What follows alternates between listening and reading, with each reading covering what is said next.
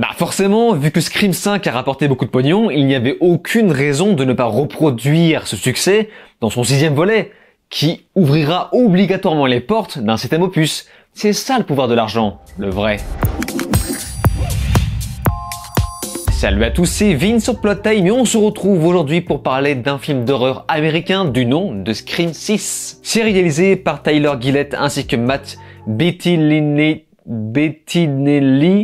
Holpin, bref, les réalisateurs de Scream 5. D'ailleurs, c'est marrant parce que ce nouveau film s'appelle Scream 6, ce qui signifie que Scream 5 n'existe pas. Bah oui, rappelez-vous, l'opus précédent s'appelait Scream, tout court. En fait, dans ma vidéo précédente, j'avais reproché ça, le fait qu'ils aient appelé leur film Scream tout court, uniquement pour surfer sur la mode de la suite reboot. Et ça me fait donc beaucoup rire de voir qu'ils retournent leur veste en appelant ce nouveau film Scream 6 et non par exemple Scream 2. Bref, Scream 5 a tellement marché qu'une suite a été commandée à peine 3 semaines après sa sortie et ça peut faire peur. Ce qui signifie que ce 6e volet a été produit en l'espace de moins d'1 an. Ce qui me rappelle ce triste sort qu'on avait réservé à la saga Saw, une saga purement et simplement interminable. Mais à part ça, avant d'entrer dans le vif du sujet, j'ai une bonne nouvelle pour moi et uniquement moi, c'est que je me suis enfin décidé à censurer une de mes vieilles vidéos sur Scream 2.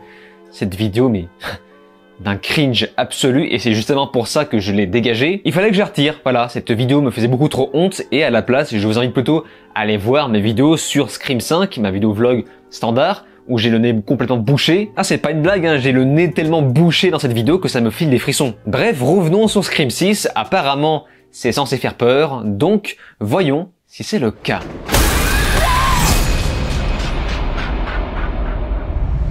Après les terribles événements passés à Woodsboro, les victimes encore vivantes décident de changer de ville. New York. Malheureusement, l'avenir nous montre que ce n'est point en changeant de ville qu'on se protège du Ghostface. Non. Alors, j'ai été voir les critiques avant de tourner cette vidéo, et visiblement, eh bien, les gens adorent, sauf la presse.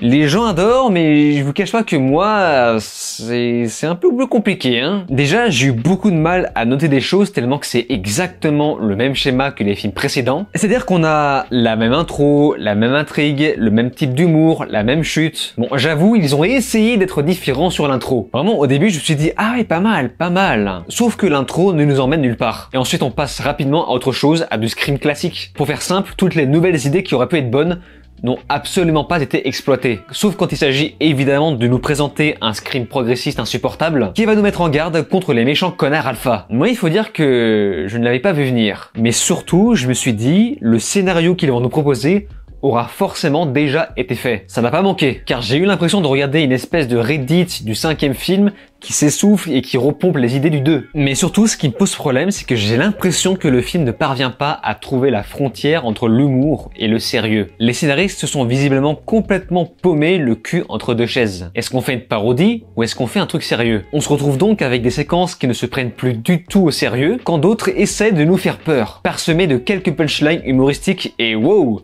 C'est hallucinant comment la sauce ne prend pas. Ce qui fait qu'on se retrouve avec une fin mais hallucinante, une fin parodique très bizarre, très mal jouée. C'est vraiment cette espèce de sauce méta qui ne prend plus. Et donc, eh bien logiquement, je me foutais de savoir qui était le tueur. Vraiment, vu que personne n'est réellement intéressant. De plus, le film dure 2 heures, j'ai trouvé ça vachement long, il y a beaucoup de temps mort. Je pense par exemple à une scène de tension dans le métro. Bon, il y a de bonnes idées, d'ailleurs je me rends compte que la bande-annonce spoil, mais selon moi cette scène est beaucoup trop longue. Alors j'ai pas chronométré, mais j'ai eu l'impression que ça a duré 10 minutes. 10 foutues minutes dans ce foutu métro. Tu sais très bien ce qui va se passer, mais on fait durer les tensions pour rien. Concernant les personnages, on nous impose les incontournables clichés LGBT imposés par la prod, et mon dieu ce qu'ils sont inintéressants au possible. On essaie de les rendre drôles, ça marche pas. Tous les personnages de façon générale ne sont là que pour servir de chair à canon. On ramène Gail juste pour attirer les vieux comme moi. Et alors surtout ce qui m'a fait halluciner, c'est qu'on fait revenir Kirby. Quelle horreur! Quelle horreur! Et elle était déjà inintéressante au possible dans Scream 4, mais alors là on se croirait vraiment revenu dans une espèce de vieille série MC pour ados du samedi soir. Elle sert à rien, n'importe qui aurait pu la remplacer. Mais ce qui, je crois, m'a vraiment gavé, ce sont vraiment ces personnages féminins faussement intelligents, pendant que les mecs à côté sont complètement passifs. Et à force d'user de ce cliché, on finit par comprendre à l'avance la fin. C'est abusé, c'est vraiment abusé. Ici, quand les mecs crèvent, c'est à peine si les meufs lèvent un sourcil. Et je pense par exemple à une scène qui m'a choqué, que je vais spoiler. Donc, je mets le timer à l'écran. Vous savez, la scène de la mort de Gale, elle est avec un mec, un espèce de Renoir bien viril là. Donc ça sous-entend que c'est un genre de plan cul. Le mec se fait découper en rondelles par Ghostface, la meuf s'en fout complètement. C'est oh non, mais girl power, hein. Je me soucie pas de ça, hein. D'accord. Mais surtout quand j'ai appris la motivation des méchants, je me suis dit attends quoi? Quoi? C'est aussi grotesque que le 2. Enfin c'est complètement comme le 2. Et je n'aime pas beaucoup le 2. Ma fameuse vidéo sur Scream 2 que j'ai censurée, rappelez-vous. Et avec ça, on a une espèce de morale douteuse pour matcher à cette espèce de girl power nauséabond. Donc c'est quoi en fait? C'est tuer c'est bien? Je comprends pas. Surtout que dans le film précédent, on nous avait vendu tout un truc sur Sam, sur le fait qu'elle était un peu schizophrène, le fait qu'elle soit la fille d'un tueur, Billy Loomis. Donc en gros, on nous sous-entendait qu'elle pouvait potentiellement devenir le nouveau tueur et qu'elle allait devoir calmer ses pulsions. Et avec l'introduction du film, je pensais vraiment qu'on allait partir dans une thématique comme ça, une thématique beaucoup plus originale et intelligente. Et au final, ça n'est servi que dans le sens de la facilité pour reproduire le scénario standard des Scream.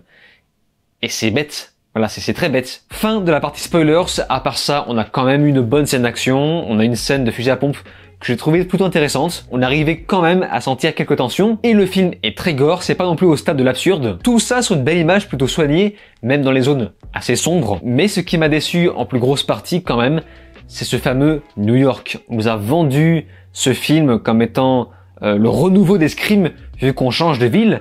Et je pensais vraiment que New York allait servir de terrain de jeu pour Ghostface. Et au final, à part la scène de la boutique qui aurait pu se passer dans n'importe quelle boutique, et la scène de métro qui aurait pu se passer dans n'importe quel métro, bah il se passe rien. Rien ne justifie vraiment cette campagne publicitaire autour de ça, ce slogan.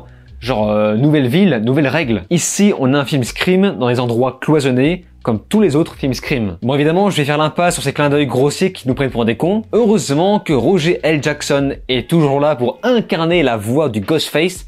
Putain, qu'est-ce que ça fonctionne. Et comme vous l'avez pu remarquer, pour la première fois, Neve Campbell n'est plus castée. Voilà, elle s'est cassée, elle a compris. Bon, même si la vérité, c'est qu'il s'agit surtout d'une histoire de pognon. Ah, et chose à part aussi concernant les effets spéciaux, je me souviens d'un truc dans ma vidéo précédente, Billy Loomis qui apparaît dans le miroir, je pensais qu'il était fait en 3D. D'ailleurs, j'ai marqué ça sur les notes. J'ai marqué non, Billy Loomis n'était pas en 3D, MDR. Je me suis juste trompé, je pensais qu'ils avaient utilisé une technologie pour le faire rajeunir. Je n'étais juste pas au courant que l'acteur Skip Ulrich était un vampire. Et à côté, on a une musique pas mal. Voilà, la musique est pas mal. Par contre, j'ai oublié. Voilà, faut pas trop en demander, mais elle procure quand même de bonnes sensations. Scream 6 est vraiment le produit de consommation pur jus. Ils l'ont commandé suite au succès du précédent film pour reproduire à peu près la même chose, de façon à sortir à peu près pendant la même période du début de l'année, dans l'espoir de renouveler ce succès, quelle que soit la qualité. Quel enfer! Quel enfer! C'est typiquement dans ce genre de production que les créateurs n'ont jamais vraiment le droit à leurs mots. Ce qui fait qu'on se retrouve avec un film, et là je suis désolé, un film adolescent et crétin. J'ai l'impression d'avoir déjà vu ce film 150 fois avec les mêmes effets hollywoodiens, mais il faut au moins reconnaître que c'est maîtrisé pour ce que ça propose. Ça reste un film divertissant, bien ses longueurs, mais je ne retrouve absolument plus la magie des Scream. Et voilà, je sais que je suis le seul à penser ça, tout le monde adore, sauf la presse apparemment. Donc je sais que je vais me faire dégommer, c'est bon, je suis habitué. Toutefois, si certains sont d'accord avec moi, n'hésitez pas à me faire part de votre avis dans les commentaires, évidemment, j'y porterai attention. Et c'est donc sur ces mots qu'on se laisse, n'oubliez pas de vous abonner à ma chaîne YouTube, cliquez sur la cloche, souscrire si vous pouvez, et de me rejoindre sur les réseaux sociaux. Je vous dis alors ciao et à la prochaine.